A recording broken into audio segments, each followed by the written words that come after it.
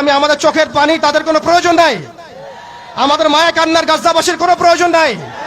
গাজাবাসীর প্রয়োজন অর্থনৈতিক সাপোর্ট, গাজাবাসীর প্রয়োজন সামরিক সাপোর্ট, গাজাবাসীর প্রয়োজন এমন একটা জাইশ, এমন একটা ফোর্স যেটা বাহির থেকে গিয়ে বাইতুল মুকাদ্দাসকে উদ্ধার করবে ইনশাআল্লাহ। আর আপনারা ভবিষ্যৎবাণী শুনে রাখবেন, ইনশাআল্লাহু আযজা ওয়া জাল আল্লাহ রাব্বুল আলামিনের এই বান্দাদের মধ্যেই এমন একটা জাইশ, এমন একটা দল আল্লাহ পাক সৃষ্টি করে দিবেন ইনশাআল্লাহ। যেই দল, যেই জাইশকে পৃথিবীর কোন সেনাবাহিনী থামাতে পারবে না ইনশাআল্লাহ। শেষ পর্যন্ত তারা বাইতুল মুকাদ্দাস মুক্ত করেই ছাড়বে ইনশাআল্লাহ। শুধু সময়ের অপেক্ষা। তারা আমাদেরকে অপশন দিয়েছে, হয় আমাদের দাস হও, না হলে মরো। শেষ কথা, তারা আমাদেরকে অপশন দিয়ে দিয়েছে, হয় আমরা তাদের দাসত্ব করব, না হলে মরবো। আমরাও বলে দিচ্ছি, আমরা দাসত্ব করব না। আমরা হয় শহীদ হব, অথবা স্বাধীনতা ছিনিয়ে নিয়ে আসবো ইনশাআল্লাহ।